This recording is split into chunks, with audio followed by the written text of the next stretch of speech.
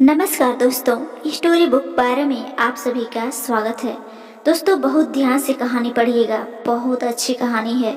Mitali college campus में बैठी अपनी एक सहेली से बातें कर रही थी कि मुझे आज रास्ते से जाते समय सुनीता दिखी। मैंने सुनीता को आवाज़ दी, सुनीता इधर आओ। मेरी आवाज़ सुनते ही सुनीता मेरे पास आई। हम दोनों बातें करने लगे।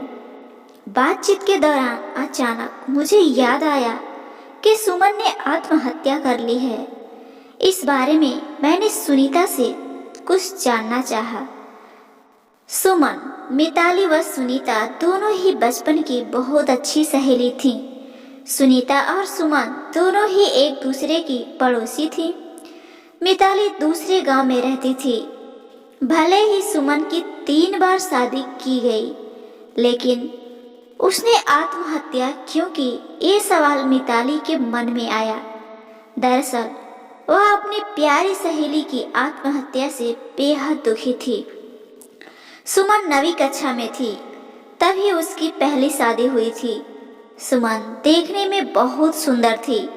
वह होशियार, शालीन और भविष्य के सपनों में रंगने वाली लड़की थी। उसने अपने जीवन में कई सपनों को चित्रित किया था, पर घर के लोगों ने उसकी जबरदस्ती से शादी करवा दी। मिताली के पास इतने सारे सवाल थे कि वह नहीं जानती थी कि सुनीता से कैसे पूछूं और क्या पूछूं, लेकिन हर बात की सच्चाई जानना चाहती थी। और आखिर में सुनीता से पूछा कि सुमन ने आत्महत्या क्यों की। एक क्षण के लिए सुनीता चुप हो गई। उसके मुंह से शब्द ही नहीं निकल रहे थे। उसने गहरी सांस ली और फिर बोलना शुरू किया।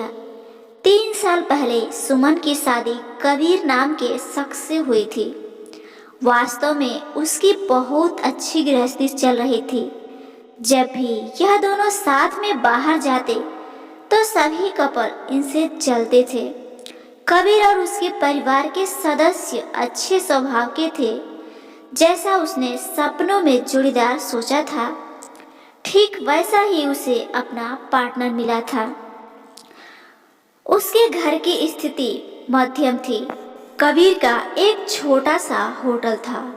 उसमें से उसके सारे खर्चे बांट देने के बाद कुछ पैसे बच जाते थे।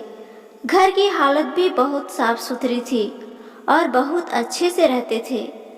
एक दिन वह होटल से घर बाइक पर आ रहा था कि एक बड़ी कार से उसका एक्सीडेंट हो गया और इसमें उसे काफ़ी चोटें आईं। हादसे के बाद उसे अस्पताल ले जाया गया, लेकिन सिर में गंभीर चोट लगने के कारण इलाज के दौरान ही उसकी मौत हो गई। सुमन को इस बात का बहुत दुख हुआ, लेकिन उसके ससुराल वालों को गलतफहमी थी कि कबीर की दुर्घटना तो सुमन की वजह से हुई है और सुमन अपशगुनी है, ऐसा उन लोगों को लगता था। उनमें से कोई भी उसे समझ नहीं पाया। कबीर के जाने के बाद कुछ दिनों के भीतर ही सुमन को घर से निकाल दिया गया। उसे घर से बाहर निकालने के बाद वह मायके गई और कुछ दिन मायके में ही रही, लेकिन आस-पास पड़ोसियों में चर्चा हो गई कि उसके पति का चाकू से किसी ने खून किया था। यह खबर सुमन को पता चली तो उस पर दुखों का पहाड़ टूट पड़ा। मात्र कुछ दिनों तक वह अपने ससुराल में रही, लेकिन बाद में ससुराल वालों ने उसे प्रताड़ित करना शुरू कर दिया। इस वजह से सुमन वापस फिर मायके आ गई। घर आकर कुछ दिन ऐसे ही बीत गए। हर दिन आ रहा था और जा रहा था, लेकिन सुमन की स्थिति वही की वही थी। उसकी तरफ देखा नहीं जा रहा था। उसका परिवार उसकी स्थिति को सहन कर सके, इसलिए उन्होंने उसकी शादी करने का फैसला किया और उसके लिए एक रिश्ता ढूंढने लगे। उनके रिश्तेदारों में गौतम नाम का एक लड़का था। उसकी पहले से ही एक बार शादी हो चुकी थी और गौतम से सुमन की शादी करवा दी। सुमन बहुत खुश थी। शादी हुई और कुछ महीनों बाद ही उसे मालूम हुआ कि गौतम को तो कैंसर है, वो भी ब्लड कैंसर। इस बात का पता चलते ही उसके हंसते हुए चेहरे पर एक बार फिर से दुख के बादल छा गए, लेकिन उसने हिम्मत से इन सब का सामना करने का फैसला किया। 5 महीने तक तो अपने पति की सेवा की, लेकिन फिर भी 5 महीने बाद उसके पति की मौत हो गई। इस दुख से वह बहुत तंग आ चुकी थी। कुछ दिन बीत गए, लेकिन बाद में ससुराल वालों ने उसकी जिम्मेदारी लेने से साफ साफ इनकार कर दिया। उसे घर से निकाल दिया गया। उसके बाद वह फिर मायके चली गई, लेकिन उसके माता पिता, उसके भाई भाभी ने भी उसे घर में आने नहीं दिया। सभी तरफ से रास्ते बंद हो चुके थे उसके लिए।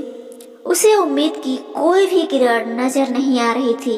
अंत में उसने खुद को ही खत्म करने का फैसला किया और उसने अपना जीवन समाप्त कर दिया। सुमन की यह कहानी सुनकर मिताली की आंखें आंसुओं से भरकर बह रही थी। पूरा दिन वह सुमन के बारे में ही सोचती रही। क्या इन तीनों घटनाओं में बेचारी सुमन का कोई भी दोष था? क्या उसके माँ बाप को सिर्फ उसकी शादी करके उसे हर बार किसी के पास भेज देना सही था? वो उसे अपने पैरों पर खड़ा करने की कोशिश भी कर सकते थे। सच कहो तो सुमन की जान उसकी बदनसीबी ने नहीं, बल्कि उसके परिवार और उसके आसपास के लोगों की सोची छोड़ ने लिया। वो बेचारी मनहूस नहीं, बल्कि एक लाचार थी, क्योंकि उसके आसपास ऐसी घटिया व छोटी सोच रखने वाले लोग थे। दोस्तों, मनहूस कोई जन्म से पैदा नहीं होता है, बल्कि इसी समाज में कुछ नीच लोगों की हरकतों से उपजा शब्द है, जो किसी की आत्महत्या का कारण बन जाता है। और इसी का शिकार सुमन भी हुई। अब आप लोग ही बताइए, ऐसे लोगों के प्रति क्या किया जाए?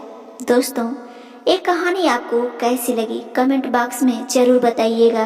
और हाँ दोस्तों, ऐसे ही पारिवारिक कहानियाँ रोजाना सुनने के लिए इस चैनल स्टोरी बुक पार्क को जरूर सब्सक्राइब करिएगा। दोस्तों, कुछ व्यक्तिगत प्रॉब्लम के कारण हम रोजाना कहानियाँ नहीं दे पा रहे थे, उसके लिए हम क्षमा प्रार्थी हैं। धन्यवाद।